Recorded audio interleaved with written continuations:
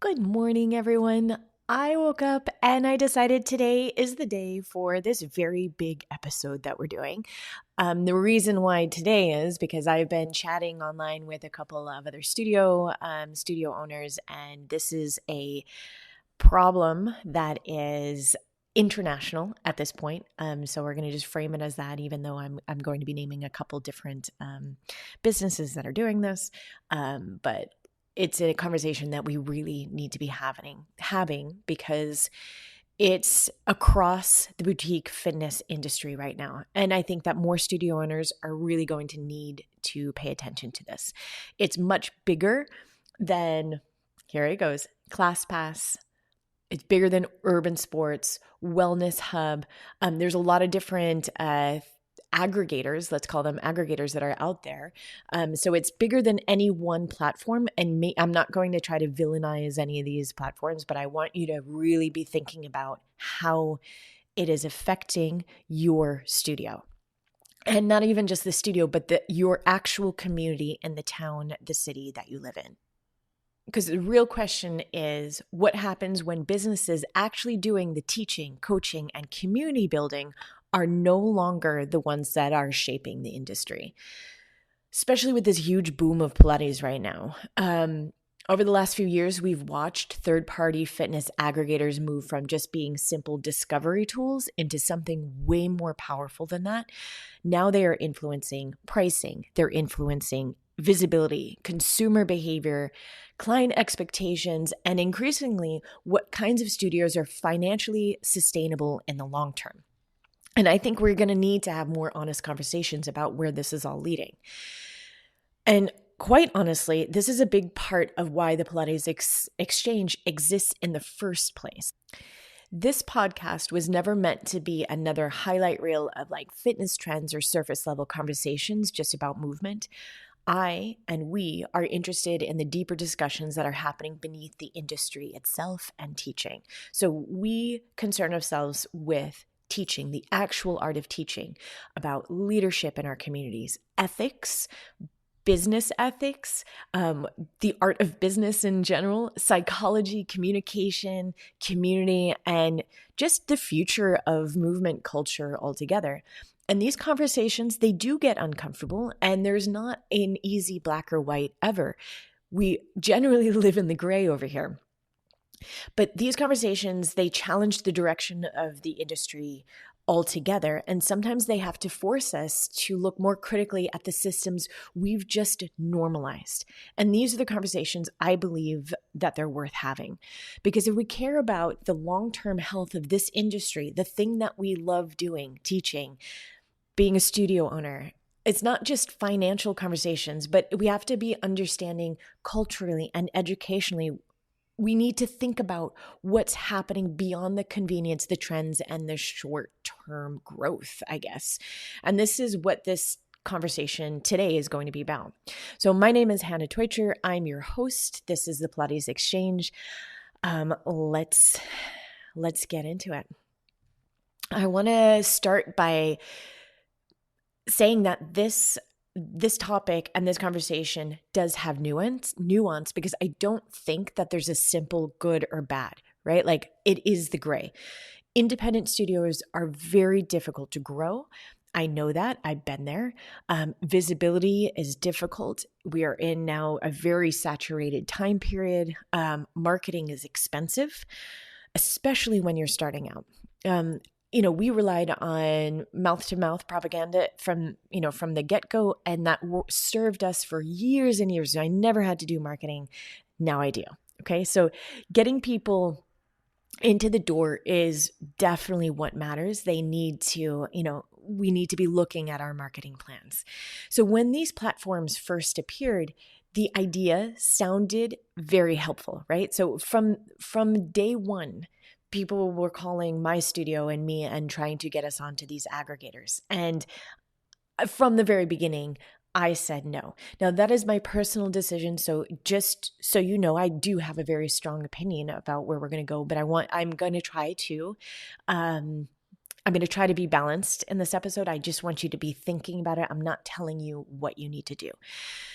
So when they first started calling me, The idea sounded very helpful, right? More exposure, that's what they were promising. More people in the studio, more accessibility of people coming in, more opportunities for clients to discover movement in my studio, more chances maybe for smaller studios to survive a crowded market. That's what the promise was. And I honestly think that many people involved truly believe that they think that they were helping independent studios succeed in this market.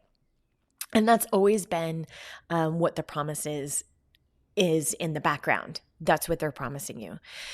But I do think over the last, decade, so I'm in this like 11 and a half years of my independent studio. I've been in the business of teaching for many, many more years than that. I've been, so teaching like over 30 years. It's been there a long time. And I've seen a lot of different studios come and go during the course of my travels and my teaching. So these aggregators have not always been there. I didn't really get wind of it until I opened my studio. But what first started as like a discovery tool has become something much bigger, much, much larger.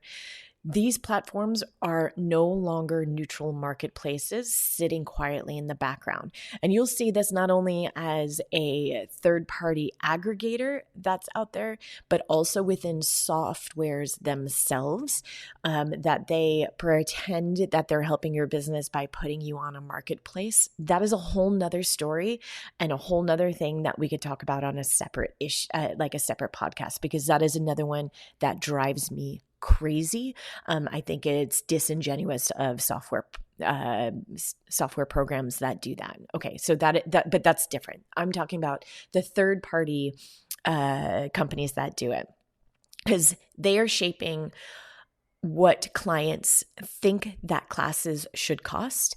They are shaping what people engage with fitness, how clients move between studios, and what kinds of business it's early in the morning over here. What kinds of businesses are financially sustainable? And that's the thing. And often these shifts are happening without any meaningful input from the studios themselves. They are changing the relationships completely. Recently, I had a discussion, a conversation. It wasn't even a discussion. It was a conversation with a woman who worked directly for one of these big aggregator companies. And what struck me about the conversation is that she got in it because she genuinely cared about small studios. And in the beginning, she believed that she was helping small independent studios gain visibility and survive in a competitive market. So she did that for years.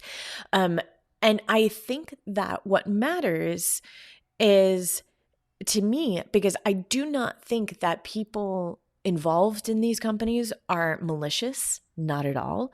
And what stayed with me afterwards of hearing this is that the studios, so she was telling me about the studios that she had worked directly, closely with in her community, they had to close. They could not sustain, like the business that she promoted that was supposed to help them, they all ended up closing their doors.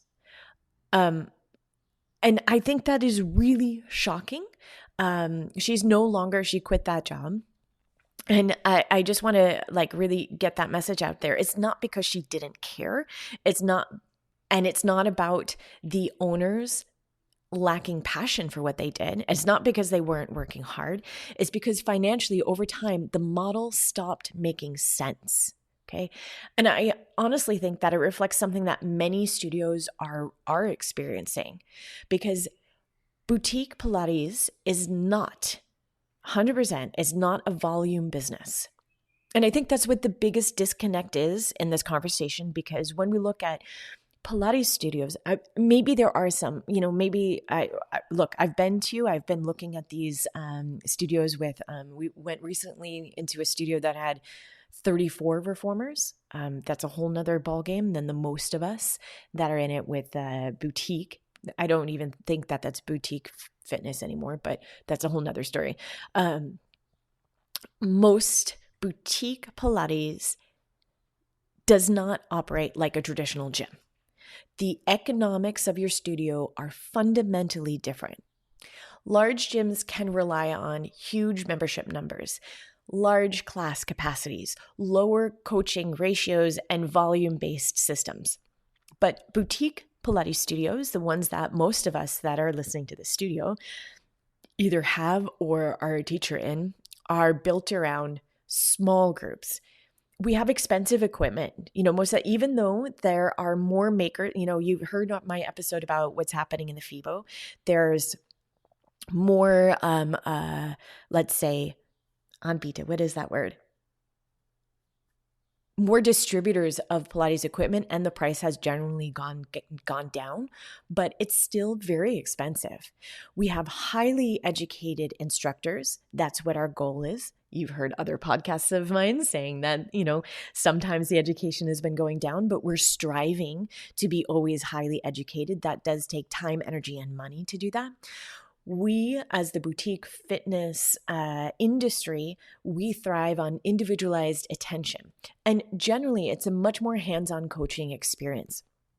And the math works very differently when your business is built around 5 reformers or 8 reformers or even 12. Okay, instead of 50 treadmills or 50 spots in a yoga class. I'm not going to talk about the yoga industry because that's a different ballgame sometimes. So we could go into that. Maybe we could bring a yoga industry person. Maybe we will do that. I'll put the call out because I do know some people that are effectively using these third-party aggregators, but in our industry, it is generally not. The math isn't mathing, my friends.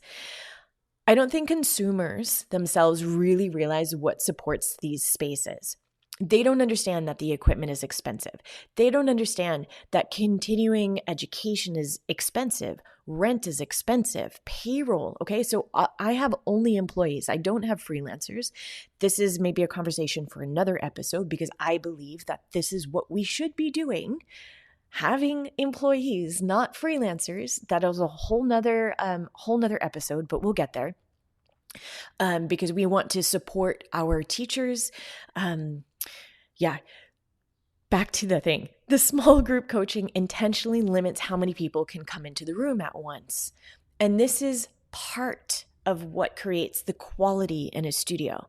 When pricing pressure continues moving downward, eventually something is going to start to break. Usually maybe it's the quality, maybe it's the sustainability, or the people running the business. We're breaking ourselves. We're breaking our own backs out there.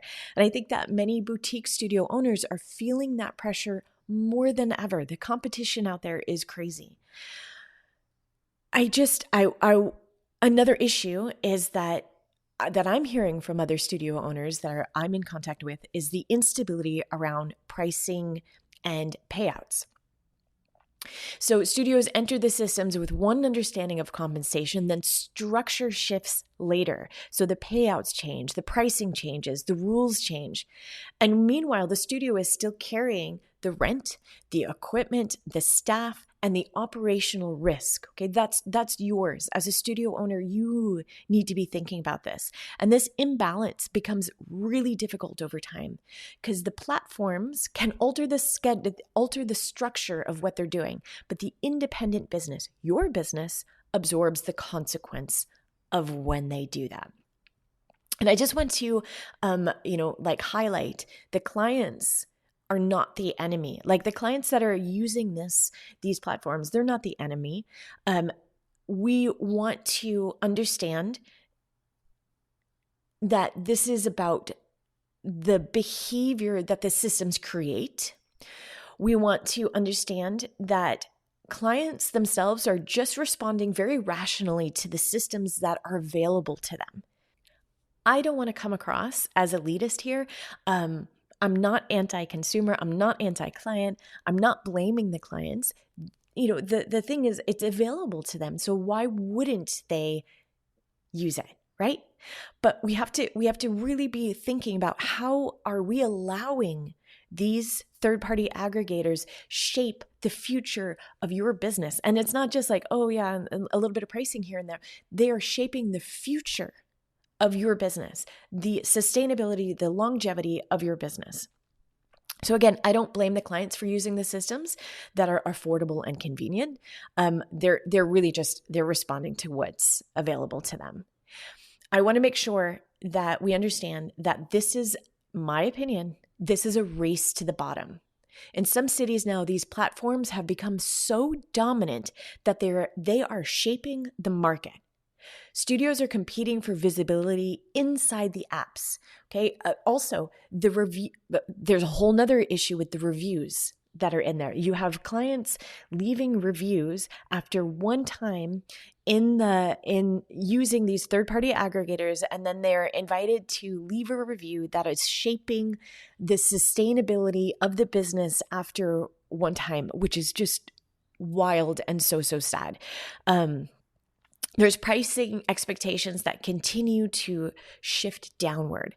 Clients become conditioned to convenience and constant variety, okay? And slowly the culture, our movement culture starts changing, because instead of building long-term relationships with one space, people are encouraged to constantly move around from, they're bouncing between studios and methods, and it creates a very different fitness environment.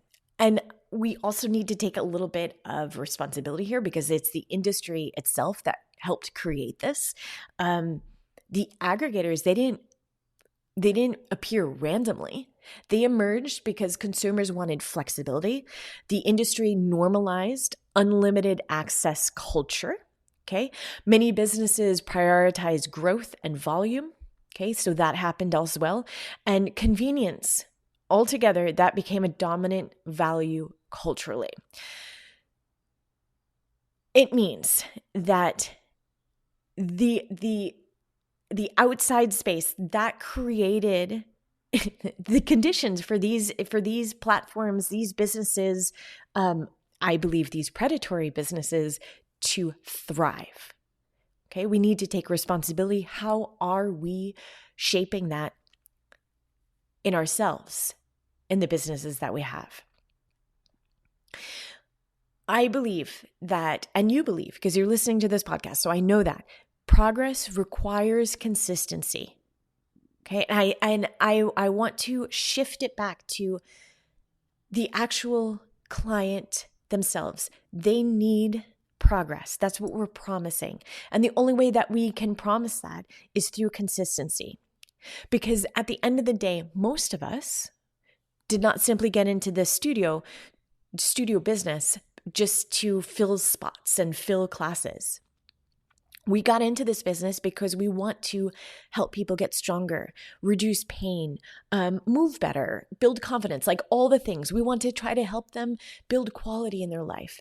And all of those things require consistency. They require repetition. They require trust. They have to trust you. In order to do that, you have to have a relationship there. You have to build on progression. We've talked about this in these episodes many times. Coaching relationships. We've talked about that many, many times. And that is really, really hard to build when clients are constantly studio hopping, because aggregators are often, not just often, they are optimized around occupancy and convenience.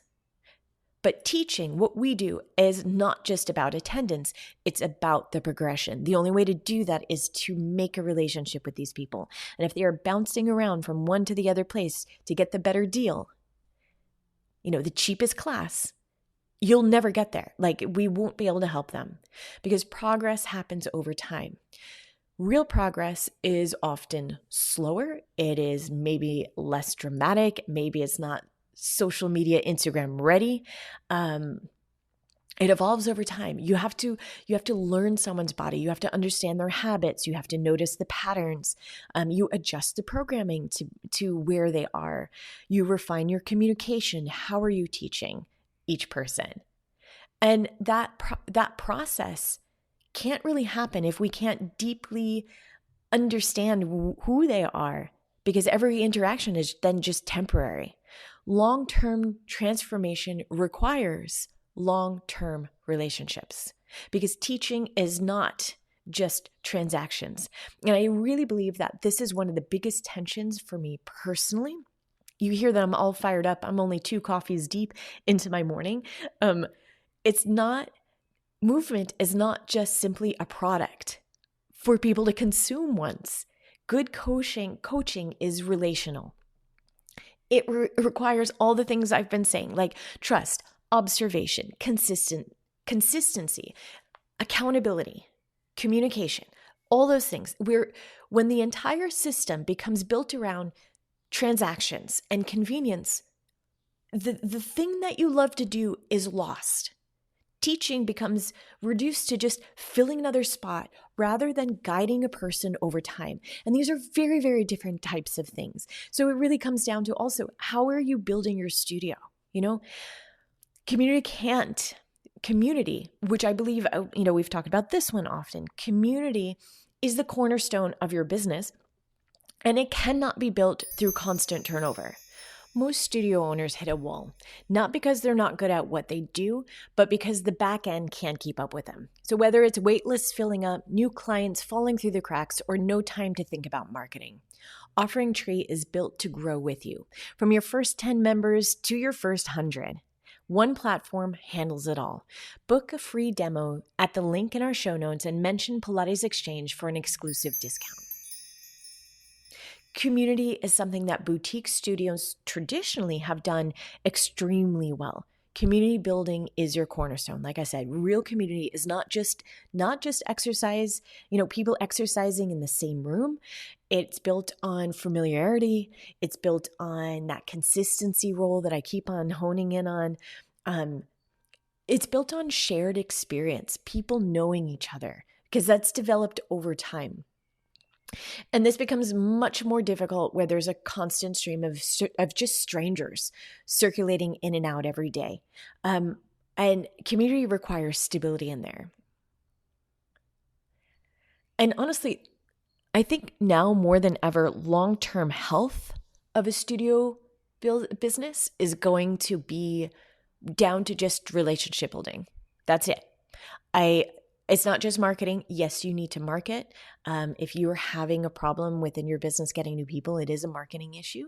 It's a visibility issue. So we need to be thinking about it. It's not just algorithms out there. It is relationships. Because workouts, they're available everywhere. Like you could just turn on YouTube. You can do it right from Instagram. It's not that. It's building a space where the real needs are being addressed. The needs of the people are, I believe, do people feel seen? Do they feel supported, understood, feeling connected to something that's meaningful? Those things are much harder to cultivate in systems that reward just temporary engagement, transaction, and I'm in it, this business, for the long-term connection. I do want to say something else, that accessibility matters. I want people to have access to movement. I want people to discover Pilates. I want smaller studios to grow. But the question we need to ask is, accessible for whom and at whose expense? Who's paying for this? Because if businesses provide these services cannot remain financially sustainable, then those spaces disappear. And unfortunately, we're already seeing this happen. I know of entire towns of businesses that could not thrive because of these aggregators. Okay, and this is the conversation that we need to be having. So, makes me really think that this is a much larger question. Like, who gets to shape the future of boutique business? Is it the teachers, the studio owners? Is it the local communities? If the local community has been wiped out by these aggregators, who is it for? Is it the platforms themselves? Yeah, they're getting rich off there. They're getting rich off of your expertise. They're getting rich off of your blood, sweat, tears. You got skin in the game. They don't care about you. They don't. It's these systems are shaping consumer behavior. They are shaping pricing expectations. They're shaping the actual business model and ultimately what kinds of studios survive in this industry. And this is a significant shift and shaping what our boutique business is doing. Boutique studios being the Pilates studios out there. I want to be also, I have strong opinions about this, obviously. Like you hear how flustered, how hot I am in this thing. It's not flustered. I don't believe that this is a black and white conversation, like I said at the very beginning, but we need to also understand there are studios that are benefiting from the aggregators. There are clients who discover wonderful places through them. I do believe that there's people that are working for these businesses, these aggregators, who genuinely want to help. Like I said, this person that I had met, I believe that was her intention before she saw the result, and she quit because that is why she was in it in the long, that was what was fueling her. So I'm not saying this episode is not being that every platform is terrible. It's not. But it's about asking the harder questions about sustainability, long-term quality, and the future of independent studios, because that's what I am interested in. That's where I believe my heart is, because visibility and sustainability they're not always the same thing, right? Maybe they are, but not always. And I do think that there's a personal responsibility of us as studio owners. I don't want to say that, you're not passive in this. You get to make the decision. It is your choice if you're going to engage with these aggregators. I do think that some people rely too heavily on the aggregators. You'll see that some, these people that are coming in, you'll never be able to convert them into clients nor community. Some studios, I know, I've spoken with you. I know you're out there. You underprice yourself voluntarily.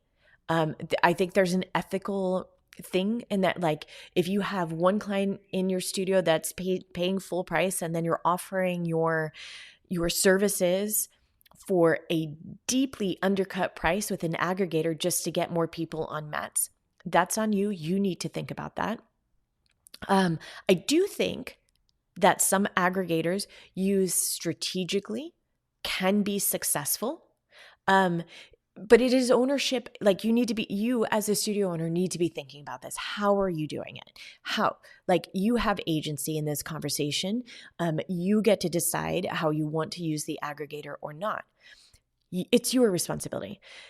There are some studios, some businesses that have built in you need to be thinking about the systems for converting your occasional visitors into long-term clients and community members, right?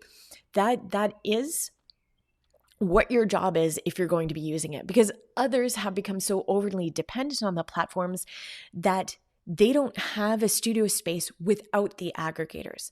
I think that is, whatever. I have opinions about that, but just know that is your choice. I want to also be clear that I am not saying that studios should never work with aggregators. Right? I think for some businesses in some cities, it could serve a purpose. But the key is to use them intentionally, not building your entire business within someone else's platform. Because if at the end of the day, the aggregator, if this other company, not your studio, not your business, if the other company controls your visibility, your pricing structure, your client flow, your access to clients, to your customers, then your business is vulnerable to the decisions that you do not control. You have no control over that. And I believe that is a very, very risky position for independent studios in the long term. I would like to personally encourage studio owners to focus on, if you're using those platforms, use it as an introduction, not as a foundation of your business itself. The real work starts when you get people to walk through the door. Can you create an experience that makes people want to stay?